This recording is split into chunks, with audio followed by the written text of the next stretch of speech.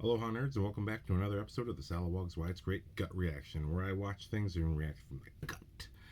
And just a couple days ago, I rewatched a dear favorite of mine, The Apartment. Written and directed by Billy Wilder, starring Jack Lemmon and Shirley Maclaine.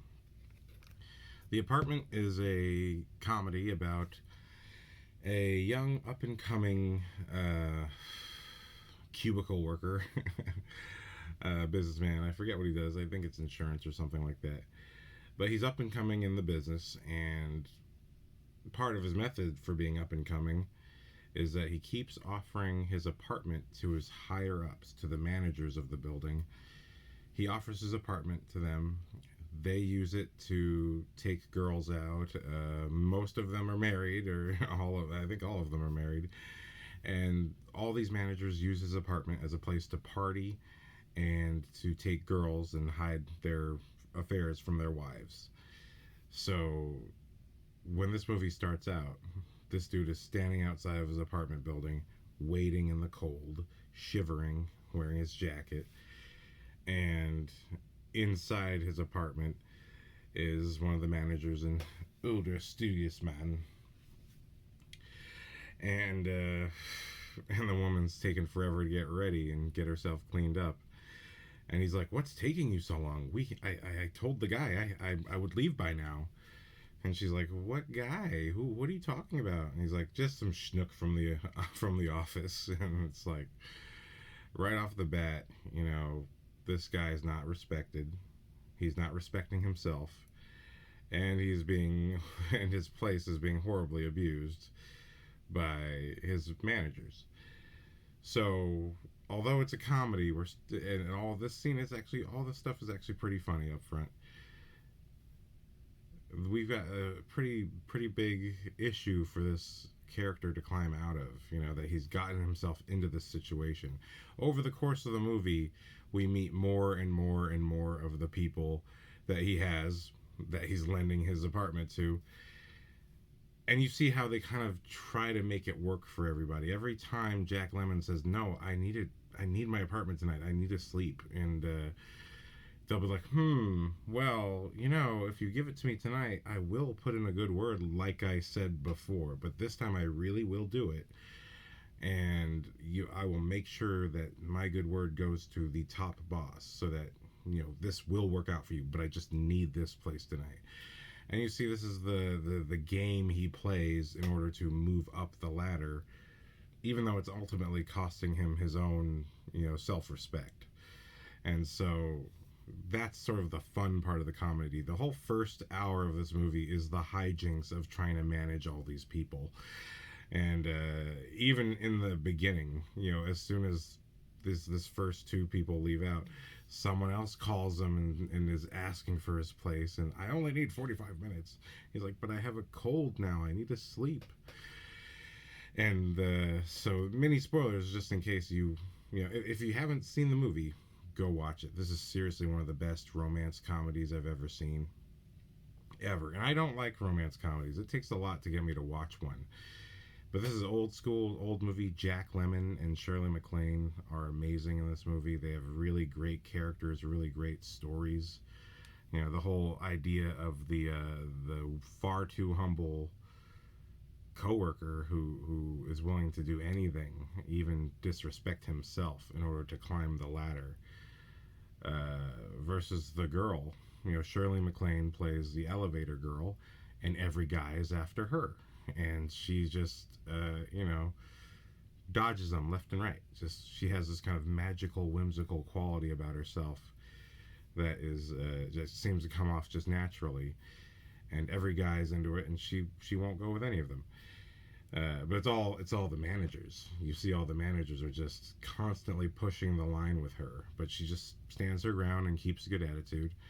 And Jack Lemmon, who sees her every day, has this wonderful little rapport with her, where they kind of just know each other and they're just comfortable with each other. And he's the only one who's not perving on her all day, and so they just kind of get along.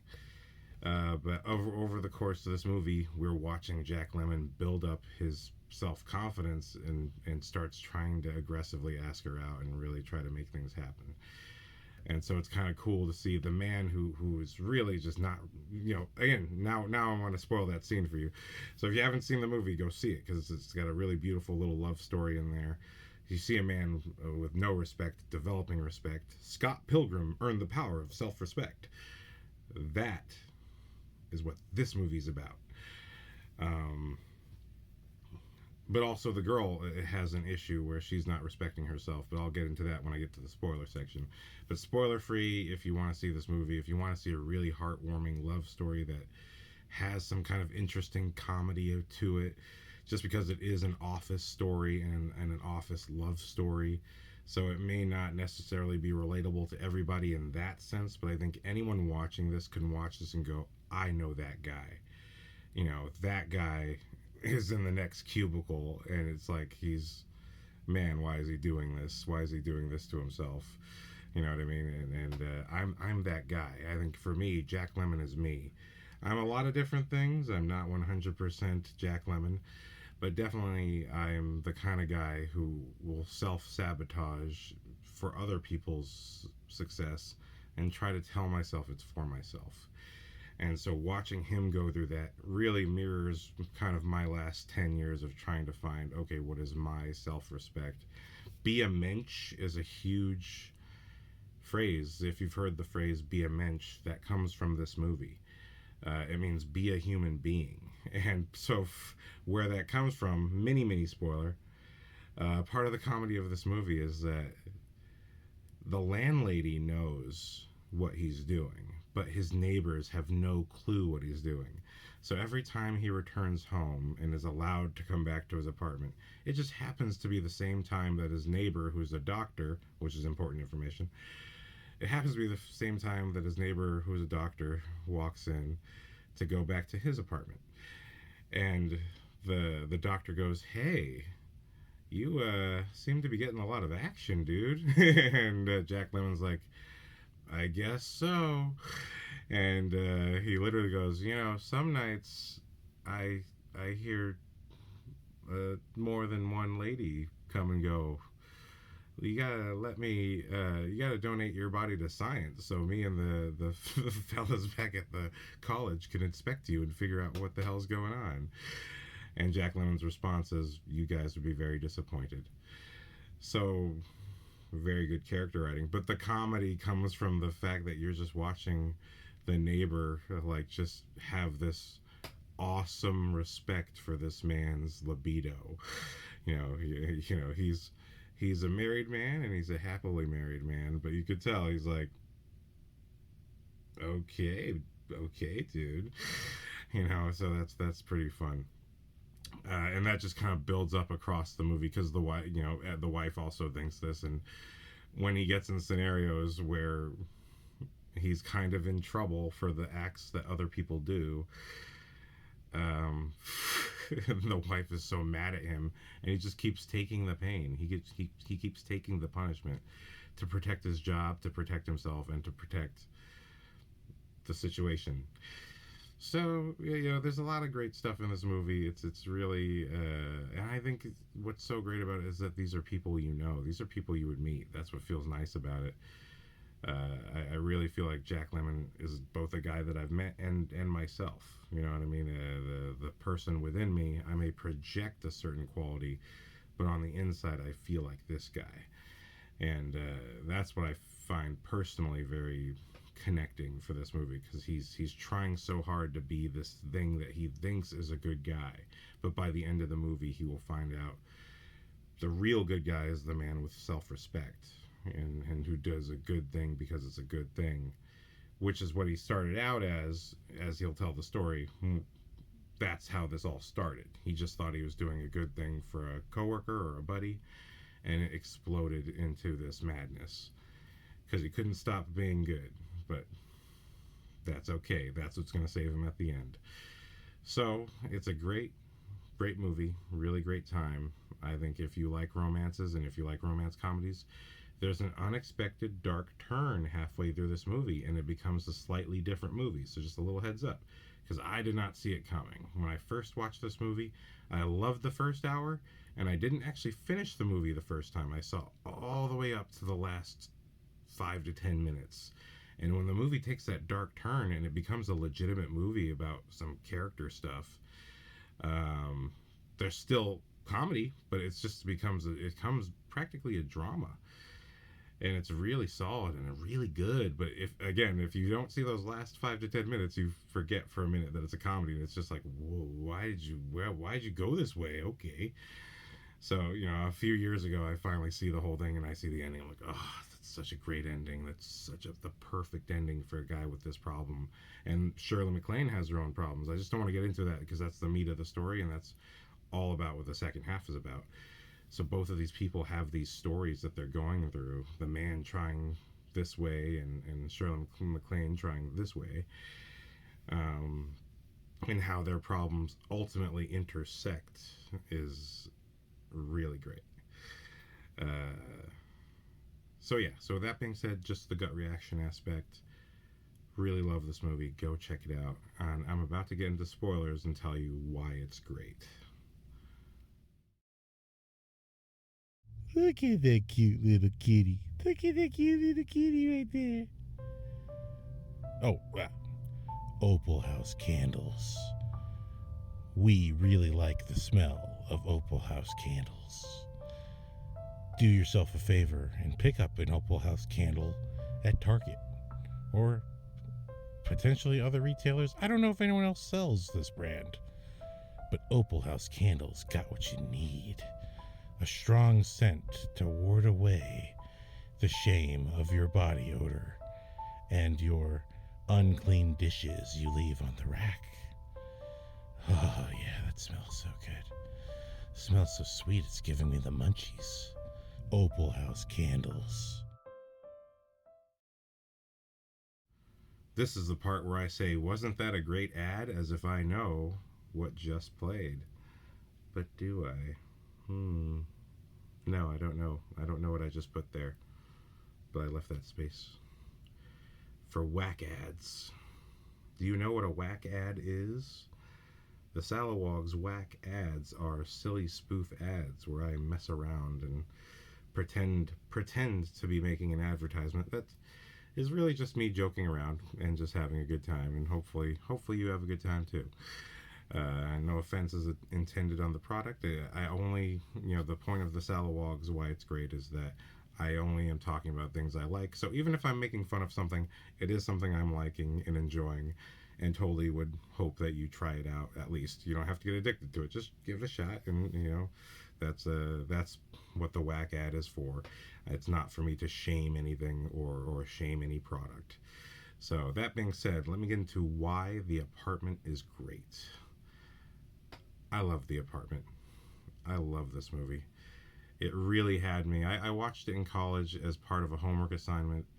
And again, like I said, I didn't see that last 5 to 10 minutes. So basically, what happens, and you better have watched the movie. If you have not watched this movie and you want me to spoil it, don't do that. Go watch this movie. I love this fucking movie. It's a beautiful little love story. Jack Lemmon and Shirley Maclaine have a really great, adorable but quaint, humble romance between each other. When he comes into that elevator and the exposition comes out like right away, but it comes out so naturally, it does feel like conversation. And she's like, you always pick my elevator. And even when all the other elevators are open, you always pick my elevator. And you see that happen. He rings for the elevator.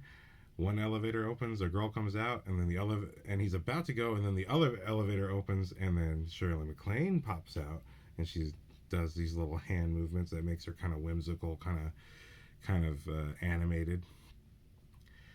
And when he turns around and sees her, he goes for her. He goes for her elevator. He really likes being in her elevator. Oh, yeah. Everyone wants to ride Shirley Maclaine's elevator. Anyway, that's the subtext I wasn't even paying attention to until right now. But right off the bat, she's like, you always pick my elevator. And he's like, well, you're the best at running the elevator. You know what I mean? And underneath that, there is this craving that's unspoken. But as soon as he gets one of the opportunities that one of the managers offers, there's a boost of confidence, and he asks her out. You know, the first time they talk, it's a little bit more casual, but he's going up for the interview he thinks that he's going to get, and it's just a casual conversation, but she does stop him and take care of him a little bit, and she has a carnation on her ear, and she takes it off, or on her suit, and she takes it off and puts it on his suit so that he can look fashionable.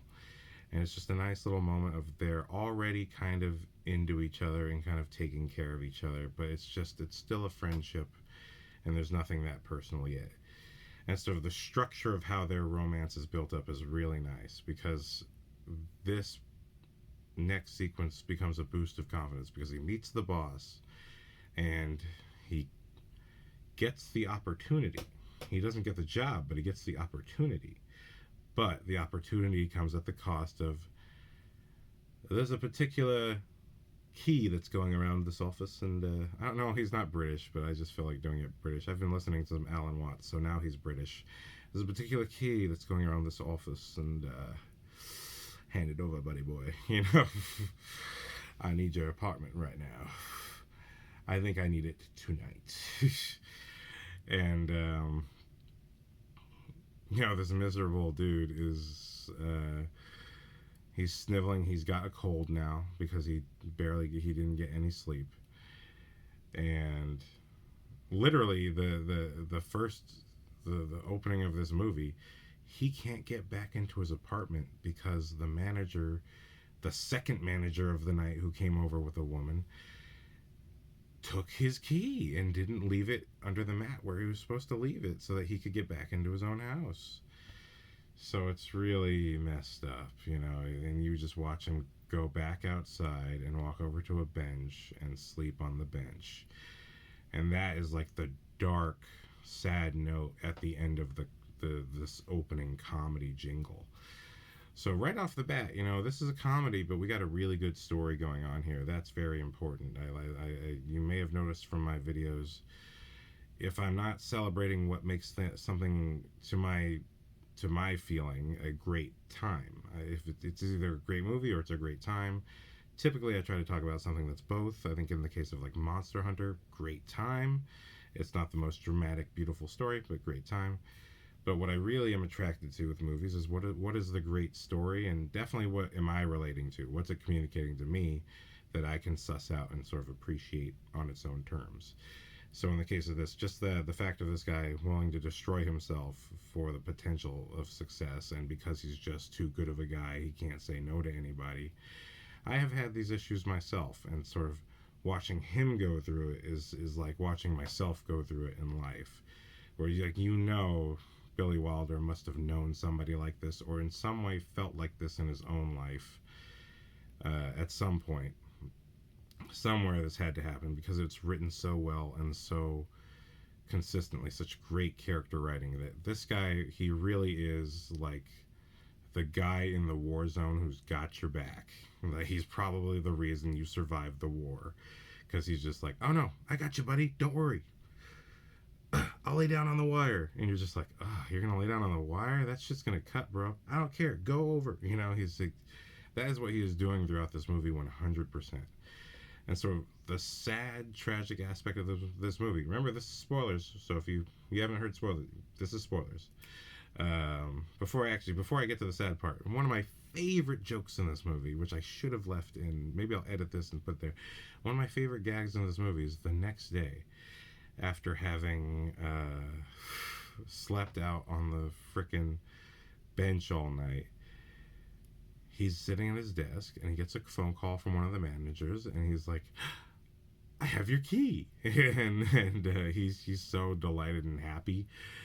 But, you know, Jack Lemmon's like, yes, you have my key, and I got locked out of my apartment and had to sleep on the bench all night. So now I have a miserable cold. And the guy's like, oh, I'm so sorry about that, but can I use your place tonight? You know, and he's like, these people just don't care about this guy. And so the guy says, no, not tonight. I need it tonight. Like he's standing up for himself, and you can tell it's kind of in a way that he's kind of had to before, but in this case it kind of feels like a time of like he must stand up for himself. Like this, he knows he's allowed this to go too far. He still wants to give leeway, but he knows today he has to stand up for himself. And so he goes through this whole sequence of, well, what about tomorrow? And he goes and he checks his calendar and he goes, let me get back to you. And then he calls up a different manager. Hey, somebody would like to use the apartment tomorrow. Can you switch to Friday? And they go, let me get back to you. And they call someone else up, and the person has to talk to them. And they go through a whole thing. I can't do Friday, but I can do next Thursday. And then he goes, and then Jack Lemmon's like, let me get back to you. Hey, can you move Thursday? And it's just this whole great, it goes literally on for too long, but it's just the right amount to just be hilarious. That is one of the best scenes I've ever seen comedy wise. And I just really wanted to bring that up because, you know, that's something that makes this movie hilarious. This guy's commitment to being that guy. Studious, industrious, resourceful. You know, he's doing all these things, but he's still not quite having his self-respect. But during this sequence, one of the managers says, hey, I'm keeping my promise. I forwarded your recommendation to the boss. And so that day, Jack Lemmon gets the call to go see the boss. And that's when, you know, Shirley Maclaine puts the little flower on him, and he goes in, and the boss, at first it appears to be a normal conversation. And then the boss brings up that there's a key going around the office, and it seems that something's going on. And he even brings up a criminal choice made by someone else in the office a few years ago, requiring like the police to bust in and arrest the guy. In every way, the boss is kind of creating a freaking line of thinking. Because at the end of the conversation, the boss says, now, if you could give me access to the ring, to the key, this could be very beneficial for you.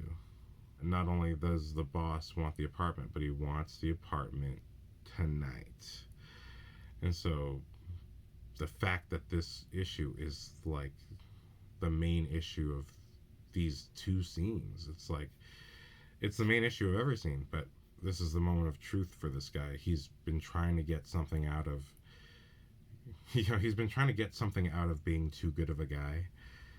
And this is what he wants. He's like, I just want to get up to a point where I don't have to worry and I don't have to hustle like this anymore. And it comes between getting a good night's rest or securing this opportunity for himself. And he picks the opportunity and gives up the key. And sort of that moment, you know, this story is kind of going on what seems to be a tragic route, that this guy really can't just get a night of rest because he won't stop giving in. And the boss himself is really, you know, he's the worst of all the managers because he has the power that Jack Lemmon needs to get what he wants. And so there's just a lot of great writing, or a lot of great character writing. You realize that the boss is this kind of character who will walk around and say whatever he has to say, and he knows how to say what he wants to get what he wants, you know. And Jack Lemmon doesn't, and he doesn't have the self-respect just to say what he wants in the first place. So even though he was defending himself against the managers, he wouldn't defend himself against the boss, because that's the boss, and the boss is holding the golden ticket in his hand and is just saying, golden ticket, give me your key, give me the golden ticket. You want the golden ticket? Want the golden ticket? Yeah, give me the key. So damn, all that stuff happening is still in that first hour of the movie where there's all the hijinks. But what's really sad is that after this sequence, Jack Lemmon has this boost of confidence and he officially asks Shirley Maclaine out. And after a little bit of pushing, she does say yes. She clearly wants to go out with him, but she has these other plans. And so he says, well, that's fine. Why don't you meet me after those plans? And unfortunately, it ends up being that Shirley Maclaine's plans are with the boss. And while no one else in the office has had their fun with Shirley Maclaine, the boss has. And there's this deeper personal relationship happening here. And it's really a sad one because, right at the start of the movie, she has this short haircut and everyone's commenting on it, and she's just sort of acting like it doesn't really matter. But it actually is in relationship to this guy that they recently broke up, being it was an affair, and she was just tired of the nonsense and wanted to go her own way. But she's still in love with the guy. She genuinely is in love with the guy, so she can't really resist his offers and approaches. And this becomes a very, very destructive relationship where essentially each time they meet, she's in love with him, but she's also done with him in her mind. She's like, I know you're bad for me. I hate the whole running around and, not being able to do anything because it might tip off the wife. And he just doesn't care. And again, he says whatever he has to say. But I do want to leave my wife. When you say things without conviction, but and you don't actually do what you say, you're a liar. So he's a lying motherfucker, and he knows what to say. He knows the words that she wants to hear. I want to leave my wife for you. It's just I have kids. It's just this. It's just that. I was like, no, he's full of shit, dude. He's full of shit. Move on. It becomes tragic because Jack Lemmon finds her broken mirror in his apartment. He doesn't know it belongs to her. He has no clue that that's what's happening. And although she had promised to join him after meeting up with the boss, she never showed up. And Jack Lemmon is again left alone on the streets. And so, that absence and that loneliness this guy feels is a through line throughout this movie. And she herself, although she's surrounded by guys who want her, feels alone. She doesn't feel like, and none of these people actually want her. They just want some aspect of her that she doesn't feel is important. And that includes the boss. The problem is that the boss is the one she's in love with. So Jack Lemmon finds the broken mirror, brings it to the boss, and he laughs. He's like, you start messing around with a girl and they just think you're going to leave your wife. And it's like he literally said that in the previous scene, that he would leave his wife for her. So, you're watching real people mess with each other in this movie. It seems so mundane, but this is how it happens in real life, how we get tricked and lulled and lull ourselves into things that we know aren't good for us. Because essentially that's what Shirley Maclaine is doing. Jack Lemmon is convincing himself with every single choice that he's making the right choice for this justified reason. Even though he knows better, even though deep down inside he knows better. Shirley Maclaine is vocally saying, what we're doing isn't right. It's not fair to anybody, and especially not to me. And I don't want to be put through this anymore. She's vocally saying what she wants, and the boss just doesn't care and says what he needs to say. The words he knows she wants to hear that will make her come back to him. And this is the manipulative game that manipulative ass people play on people. And this is just a real thing that people do. That people who aren't necessarily that smart, but they just have good people skills and can say the right words to get what they want. This happens all the time, and cheaters do it, and everybody does it at some point. But it's definitely something that the people who are kind of whatever that type of person is, that's what these people do. And you just feel it and you know it, and the fact that he's not really listening to her is what's killing her. because she loves him so much. She just wants him to realize that and treat her right. That's what she really wants. That's what she's vocally saying. And he's just saying, give me the pussy. You know, and he's just saying, I want to get in your elevator, baby. You know, that's all he's really saying. He loves her elevator, and but not her. Where Jack Lemmon loves her and will only take her elevator. So that tells you the difference between the guys. And one's a peon and one's a boss, but that's the hill that these people are climbing on. So it's really tragic when Jack Lemmon is talking to Shirley Maclaine, having gotten his promotion, gotten a corner office, and she comes in and she's kind of looking at herself with her mirror, and Jack Lemmon sees the broken mirror and goes, oh shit, you were in my apartment last night with the boss. And he's so heartbroken, and she too is heartbroken because she's just found out that the boss has had multiple affairs with other women and has said all the same things to them, met in the same exact places, and remade the same moment with all of them. And, you know, so both of them are depressed really for the same reason, with neither one of them acknowledging it to each other. The only thing is she doesn't know that it's his apartment. And so she's been in this apartment so much over the course of this movie before the dark turn happens. So that's the crazy thing. The movie just has all these light moments, and then we'll have these little dark turns that are almost like literature, where it's just a small dark turn.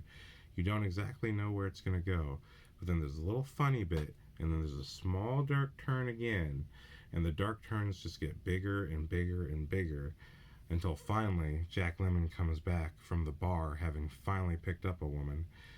He doesn't frequent bars anyway, but having finally picked up a woman for himself, and he doesn't even really want her. He just doesn't want to be alone. He comes to his apartment and finds her in bed, knocked out, having taken sleeping pills and alcohol. He immediately goes to the doctor and begs for help, and the doctor helps him out, and the doctor has completely lost respect for this man and has determined, okay, you had your fun, but you are an asshole. You can't be treating women like this. And like, this is very, very disgusting behavior to make a woman feel this rotten that she does this to herself. You hear yourself, guys? Yeah, I'm talking to all of you. And ladies. And trans. And animal lovers. I'm especially talking to animal lovers. Moving on. So, I'm sorry I had to go there. So they save her. They pump her stomach, they save her, but she needs at least 48 hours of rest to work everything out of her system. And it's kind of a sad movie from this point on, because we're just watching this girl who's gone back and forth between being very lively and being incredibly depressed.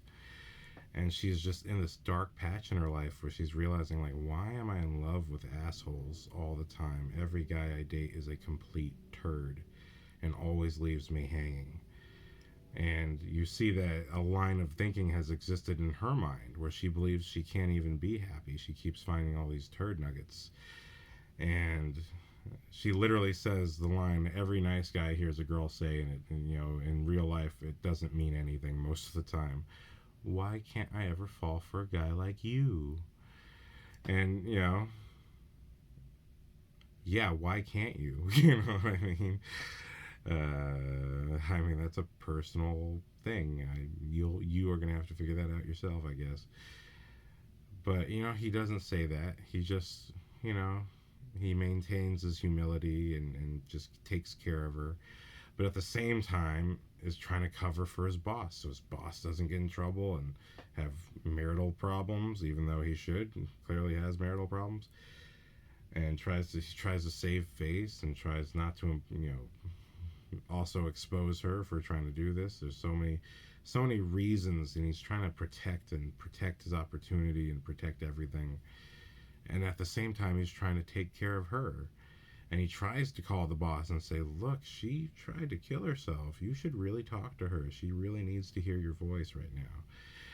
"Oh, why don't you take care of that? You're such a good guy, and I think there's a promotion in line for you." You know what I mean? And again, always saying the exact words it takes to get what he wants. And Jack Lemmon always taking the shit. So, there's this beautiful structure to this movie about everything that's going on. And it's just such tragic writing. It's just really good writing and performed so well. I mean, Shirley Maclaine genuinely feels like the kind of person, like, some people cry all the time, some people whine all the time, and some people, when they're in pain, just can't say anything at all and are clammed up. And you just see that in her performance, that while she can be whimsical and lovely and everything you're looking for, or at the very least, that mood booster that you just needed when you saw her, like, going up, and she can be like that, but she can also just be so crushed and become antisocial and become this different person. Not that she is a different person, but this is how she is when she's upset. And you can tell in some of those scenes she's next to Jack Lemmon, and Jack Lemmon's so excited about his career opportunity and the fact that he's around her that he's not paying attention to her suffering either until they're both suffering. And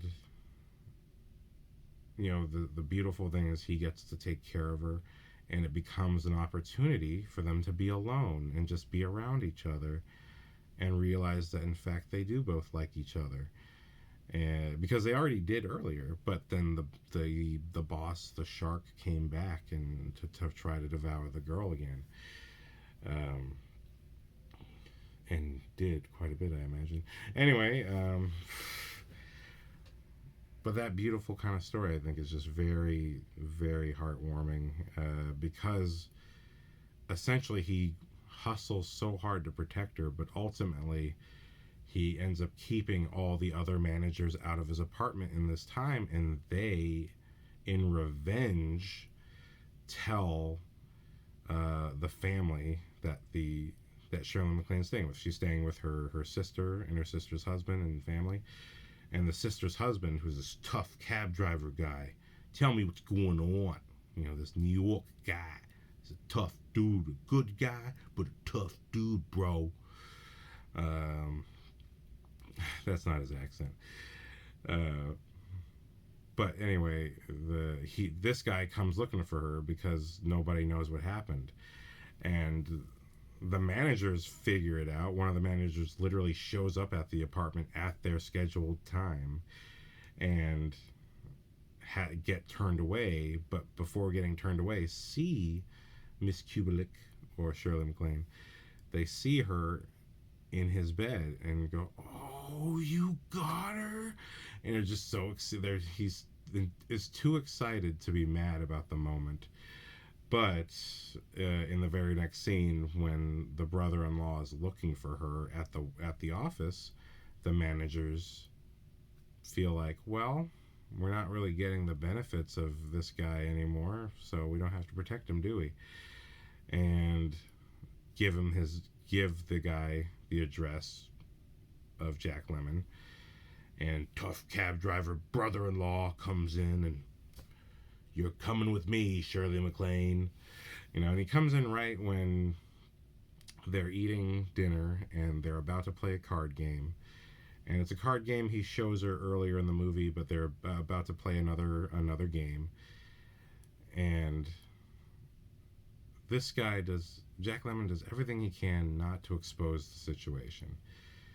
And you kind of toe the line between thinking, are you protecting her or are you protecting your job? And it does genuinely feel like he's doing both. Almost like he doesn't want them to have any kind of reaction to what she did either. And he takes it to the point where literally the guy says So you're some kind of player, huh? Like the reputation has gotten around, the false reputation has gotten around. And it does come out that she took some sleeping pills and some kind of something bad happened. And that's all the bulldog cab driver needs to know. And he clocks, and he says, um, you the kind of guy that would do this thing? And Jack Lemmon says, well, who else, And cab driver clobs him in the face. And he goes down, and and Shirley Maclaine pulls him off and runs over to Jack Lemmon and says, you fool, you fool, and touches his face. And there's just that connection, and the Jack Lemmon feels something he has not felt before. A black eye and the concern of his would-be romantic partner. And from that moment on, there's a silent, unspoken shift in this guy, where ultimately, when Shirley Maclaine ends up going back with this guy again, finally, Jack Lemmon says, okay, Mr. Boss Guy, you are not using my apartment anymore. And the boss is like, but I'm just taking Miss Kubelik. And he's like, especially not for Miss Kubelik. And he finally stands his ground. And the boss says the words, all the magical words, and says, now hand me the key so you can get your next big promotion. And Jack Lemmon hands him a key, but it's the key to the executive washroom. He's like, this is the key to the executive washroom. And Jack Lemmon says, yeah, I don't think I'm going to need it. And he reiterates something that the doctor says to him. Earlier, when the doctor was mad at him for having treated Shirley Maclaine so badly, not realizing what's really going on, he tells him, you need to be a mensch. You need to be a human being. And even though Jack Lemmon has the story wrong, the message is still true. Be a mensch. Don't treat people like this. Don't treat yourself like this. So that finally hits him as to what that means in this moment. And he tells his boss, I'm being a mensch. And he walks out. And it's that beautiful, that small moment of strength that makes this movie so great. Because Jack Lemmon is so animated, going around trying to do everything for everyone and trying to be the best possible superhero guy of all time. And at the end of the day, his quiet, gentle strength is just saying no and walking out the door. And that's beautiful. And going back to the structure, there's a structure to this card game. I forget what the card game's called, but he shows her how to play the game, and twice tries to get her to play it with him again. And the second time happens just before he gets clobbered in the face. And so, believing that Miss Kubelik is back with the boss, and just really being a bit disconnected, when he sees her again, she's changed. She's really changed from the events that occurred, and she wants to talk to him. But he says, no, I have a date, actually. And he looks off, and there's this very attractive looking woman in kind of upscale, nice clothing. And she says, oh, okay. And then she walks away, and he walks toward the woman and immediately passes her. And as he passes the woman he was pointing at, saying that was her date, and as he passes the woman that he says was his date, another man walks up and links arms with the woman and walks off. And Jack Lemmon just stands by himself by the elevator, just in thought. And it comes out over the course of when he's taking care of, while he's taking care of Shirley Maclaine, she starts talking about herself as being very stupid for everything she's doing. And this is, if you really, in that character trait by itself is something that comes from the boss. because every time she speaks her mind and says what she needs, the boss basically treats her like she's being dumb or inappropriate. And he is the source of her self doubt. That he's like, no, you've got this all wrong. Don't think that. Don't think these things. But those things are the truth. And so she's doubting herself, like, why am I doing this? I'm so dumb. This is not right. Which is what the boss said to her on the phone, too. And Jack Lemmon says, no, no, no, you're not stupid at all. I once was so messed up over a girl, I bought a gun and tried to shoot myself.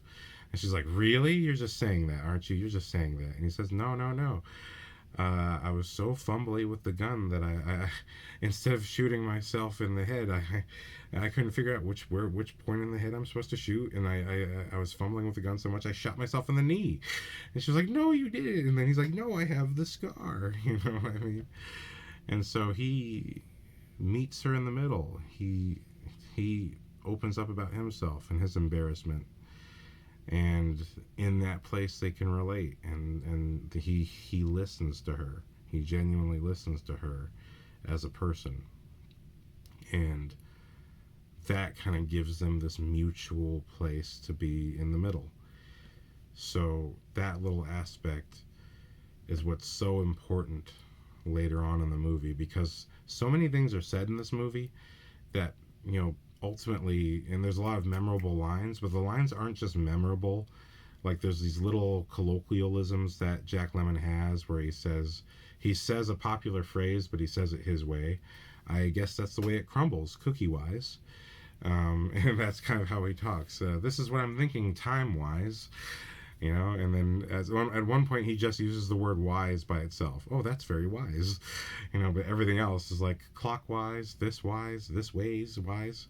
And some of the great writing in terms of the boss comes in the lines where we see him with his family, and his kid starts talking about, I wonder if we put flies in a rocket ship, if we put two of them together, would they propagate? And he's like, propagate? And he just looks really suspicious of that word. And the kid's like, yeah, multiply, have more, have babies.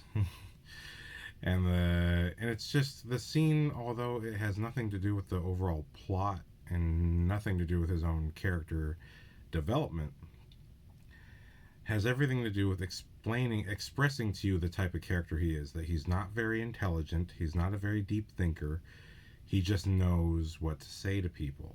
You know what I mean? That there's a difference between making seemingly intelligent choices and lines of thinking and actually being intelligent and resourceful. And that is the difference between him and Jack Lemmon. Jack Lemmon's a smart guy who is very emotionally intelligent, who's very conscious of what's going on. And the boss really is just this, I call him like a shark. He's like a shark. He's just, that's what I'm going for. You know what I mean? And he's not really, he just has the scent of blood in his nose at all times. So that's his character. But on top of that, he, eventually he gets exposed. His very own secretary is a former lover, a former affair of his. And she exposes the previous affairs to Shirley Maclaine. And in this way, she's trying to protect her. Like, oh, the boss, always meeting in the same place at the same time. And then, after hearing about what happens to Shirley Maclaine, she runs off and she tells the wife. And, somebody finally exposes this dude for what he is. And, the hilarious thing is, when Jack Lemmon is talking to him at the end of the movie, and he says, when Jack Lemmon is talking to him at the end of the movie, he says, oh, I'm leaving my wife, so I'm going to be needing the key to that apartment again. And Jack Lemmon's like, well, why are you leaving my wife? Jack Lemmon's like, why are you leaving your wife? And he goes, well, And the boss goes, "Oh, well, my secretary exposed our little situation to my wife, so I fired her because my wife fired me." And that just those lines of dialogue tell you who the character is and what he thinks about. People do this all the time. We may not pay attention. We may project our own feelings about what we think they are onto them, but people do this all the time, and that's what makes it such great writing. Is that what people say is what they think about? And sometimes what people say is not what they think about, but what they're trying to get with what they say is crucial.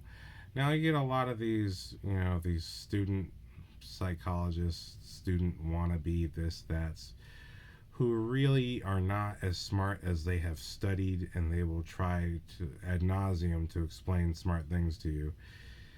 And to me, they're no different than anybody else who doesn't have that training, who's just paying attention to life. You know what I mean? I feel like you get more out of just being experienced by being around people than you do by. I don't know what I'm saying. I lost my train of thought there.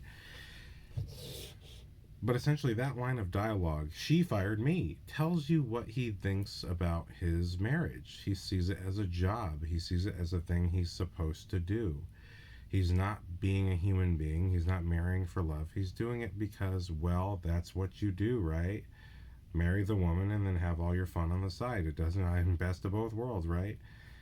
And so, that level of dishonesty that runs through all of these managers and the boss, top down. That's what's really the enemy of this movie. This dishonest, corruptive lack of humanity. And that even when we're introduced to Jack Lemmon, he is a peon. He's a little guy amongst a massive office of little people, all just little wee memes just bouncing up and down trying to get things done, while the boss looks for his prey. Pretty girl, pretty girl. Arr, arr. That's people. But yeah, so yeah, just really great writing from that point. Even the boss slash antagonist of this movie is very well written, very well drawn out, with really clear lines of dialogue. Oh, yeah, that smells so good. Smells so sweet, it's giving me the munchies. The munchies for some craven. There's no cookies in this package. Where are the cookies? Well, obviously these cookies are so good, we couldn't even wait to record them before we ate them. Oh, there's one! It's mine! Back off! It's my cookie! Oh, this cookie's so good. Really helps with the munchies. Craven, a Stater Brothers brand. No one asked for this. I just really like this cookie. And so when Shirley Maclaine is back in the bar where she always meets the boss, and she's even wearing, it's New Year's, and she's wearing the New Year's hat, and she looks very pretty, and she's sitting there not satisfied but not happy, I would say. And the boss comes over and says, "Well, I was able to rent a car and get a place down in Atlantic City that we can go to for the night."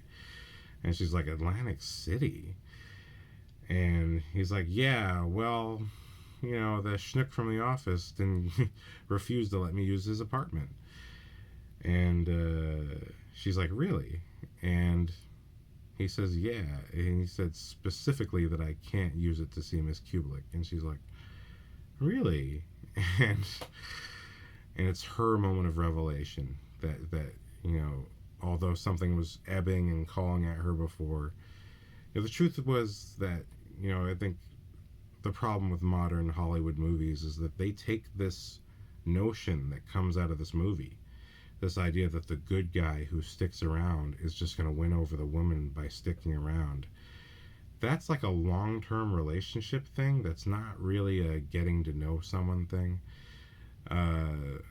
This Jack Lemmon's character has a problem. He's a yes man and he can't refuse anyone. But he is that way because he genuinely cares. And he and Miss Kubelik, Shirley Maclaine, they have a connection already existing at the start of this movie that is being acknowledged for the first time at the start of the movie. That she's like, you always use my elevator. She's not challenging him. She's actually happy about it. And she's glad for him when he's getting success, and they're there for each other in these very seemingly small, mundane ways. And it's just the love is there, but she's just still hung up on this other guy and just needs to move on because he's not good to her. And sort of this conversation proves to her, we got to get a car, we got to do all this hustle still, even after actually not being with your wife anymore, you're going to do all this hustle and bustle and nonsense. And and it's just, everything kind of hits her at the right time. Like, no, like, this guy was there for me. I already like him. He clearly likes me, and was willing to get hit for me, just for me to have my dignity and my privacy. And all of that kind of hits her at the same time, and she responds to the boss, well, I guess that's the way it crumbles, cookie wise. And she says a couple other lines that are callbacks to things she said before, but it is always just a communication of, I'm done with you, bro. And everyone cheers, New Year's, you know what I mean? And then he's like a dumb dog, like, yeah. And he turns back, and she's gone. It's the old camera panning and the person's missing shot. She fucking Batmaned him. And she runs to the apartment, and it's I almost identical shot to what they use at the end of Spider-Man 2, when Mary Jane's in her white dress and she's running to go see Peter because she realizes she loves him and that's the only one for her. And she goes up to the apartment and she hears a pop and she thinks, oh, he shot himself. And she rushes and, open the door. And he opens up the door and he's fine. He just popped a bottle of champagne for New Year's. And she walks in and she gets herself comfortable and sits down and sits next to him. And he's just like, you're here? He's in such great disbelief that she's here. And he tells her, I adore you. I love you. And she just smiles and picks up the cards that they were supposed to play and hands them to him and says, shut up and deal. Meaning the game is on. She's all his. True love has been found and everything was worth it.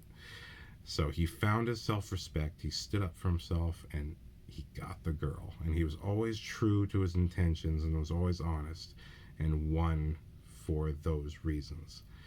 So just what a beautiful movie. I really can't get over how well everything was structured out. I think if you watch the movie and pay attention to these, there's a lot of little structural things. Even her removing her coat. There's multiple scenes when she's with the boss. Why don't you take your coat off? I'm not going to stay long. And at the end of this, at the final scene of the movie, she removes her coat. She's going to stay. So there's all these little things that are there that I just thought are very beautiful and very great.